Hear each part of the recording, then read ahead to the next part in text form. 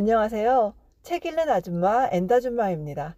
오늘도 장은주 작가님의 이토록 삶이 채워지는 순간들을 낭독해 보면서 여러분들과 함께 귀한 깨달음 얻을 수 있었으면 좋겠습니다. 저는 지금 누군가를 기다리는 차 안인데요. 차를 세워두고 책을 펼쳤습니다. 낭독 시작하겠습니다. 가계부를 쓰는 이유가 분명해졌다. 내 힘에 부치고 내 능력에 넘치는 일이 주어지는 까닭은 내가 업그레이드가 될 때가 되었다는 사인입니다. 피하고 도망가면 제자리 걸음입니다. 에센 바흐. 누구나 꿈꾸는 경제적 자유. 그 자유만 찾으면 뭐든 다 할 수 있을 것 같다. 그런데 정작 다 가졌을 때 해야만 좋은가? 생활 속에서 때때로 누릴 수 있는 자유가 좋을 때도 있다. 그리고 꼭 경제적 자유가 있어야 원하는 걸 다 이룰 수 있는 건 아니다. 마음이 있으면 얼마든지 방법은 찾을 수 있다. 지인들은 가끔 내게 묻는다. 어쩜 그렇게 여행을 자주 가세요? 종종 이런 질문을 받기도 한다. 애들 데리고 여행 한 번 가기 쉽지 않은데 비결이 뭔가요? 한 달 살이를 하려면 돈이 많이 들지 않나요? 내 상황을 모르는 사람들은 여유가 많아서 여행을 다니는 줄 안다. 그러나 평소 습관이나 일상을 들여다보면 그런 말이 안 나온다. 여행을 위해 치열하게 준비하기 때문이다. 일상을 여행처럼 살고 싶었다. 나중에 여건이 되면 가야지가 아닌 일상을 충분히 누리고 싶었다. 평소 열심히 살아온 보상을 먼 미래가 아닌 지금 여기서 하겠다는 마음이 간절했다. 어떻게 하면 여행을 갈 수 있을까 그런 생각을 하는 순간 모든 관심사가 여행에 집중된다. 그러면 경비를 어떻게 모을까 먼저 고민하게 된다. 경비를 마련하기 위해 할 수 있는 게 별로 없었다. 한정된 월급 안에서 답을 찾아야 했다. 오로지 절약 모드로 생활하는 것, 그것밖에 안 보였다. 돈을 버는 것도 중요하다. 하지만 그것보다 더 의미 있는 것은 어떻게 가치 있게 쓰는가다. 어디로 갈지 정해지면 그때부터 돈 모으기를 시작한다. 일명 돈 모으기 프로젝트. 언제까지 기간이 있고 얼마를 모은다는 목표가 분명해진다.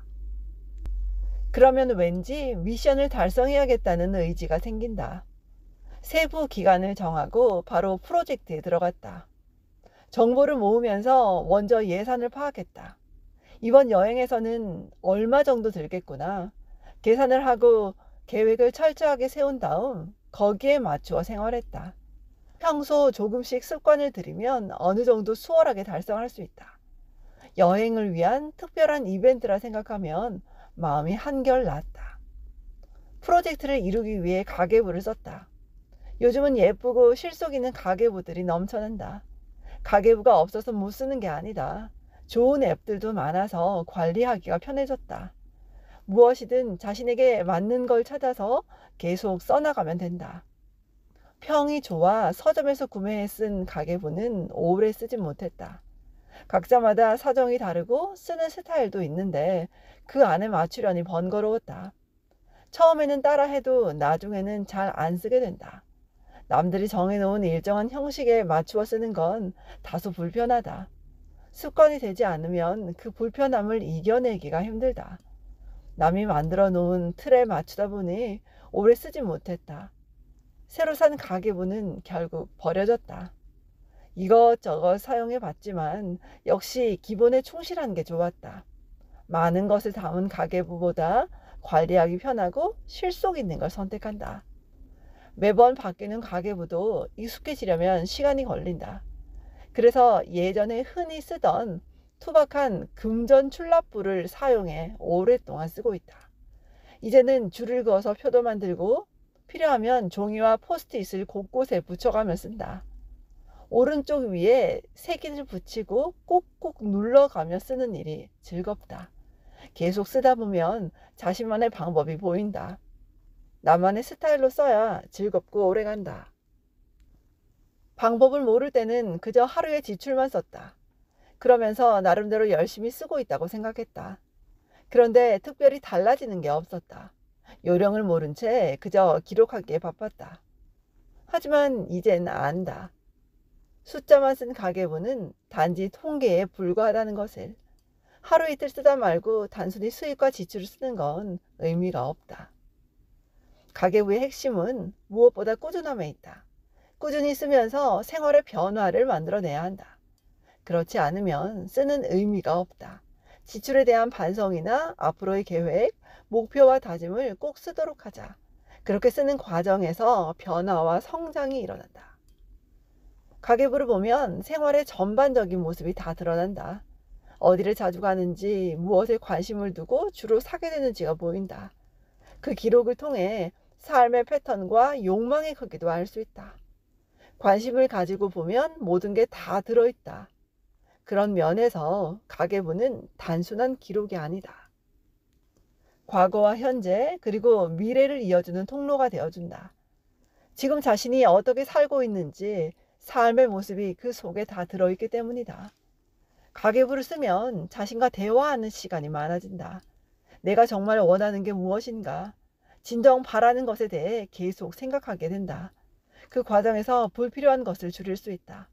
쓸데없는 것에 관심을 끄고 어떤 것에 집중해야 할지가 보인다. 그러면 여행을 위해 준비하며 보내는 시간들이 즐거움으로 바뀐다. 일상에 지친 사람들은 늘 어딘가 떠나고 싶어 한다. 하지만 상상 속에서만 머물 뿐이다. 늘 시간이 있을 땐 돈이 없고 돈이 생기면 시간이 없다. 머릿속으로는 하고 싶은 게 많은데 현실은 불가능하다고 푸념을 한다. 그렇게 지내다 보면 늘 하는 말이 똑같다. 여행을 가본 지가 언제인지. 나도 홀가분하게 여행 가고 싶어. 그 말을 몇 년째 되풀이하고 산다. 생각도 행동도 늘 제자리에 머물며 변화가 없는 생활을 이어간다. 그러면서 할 수 없는 이유들을 만들어낸다. 그런 상황을 벗어나려면 어떻게 해야 할까? 생각들을 끄집어내어 써보는 게 우선이다. 그래야 자신이 마주하는 문제들을 좀 더 명확하게 볼 수 있다. 대단한 요령이 없어도 된다. 시간이 많이 걸리지도 않는다. 간절함이 있으면 쓸 수 있다. 경제적으로 달성하고 싶은 목표나 가고 싶은 여행지가 있다면 생각만 하지 말고 써보자. 차근차근 이루어 나갈 계획을 세우고 실천할 것들을 떠올려보자. 그렇게 여행을 위해 가계부를 쓰다 보면 생활 태도가 바뀐다. 대단한 일이 아닌 작은 가계부에서 변화가 생긴다. 어느새 삶의 내공도 만들어진다. 지금까지 장은주 작가님의 이토록 삶이 채워지는 순간들을 차 안에서 낭독해 보았습니다. 오늘도 잘 들어주셔서 감사합니다. 여러분 좋은 날 되십시오. 엔다줌마였습니다. 고맙습니다.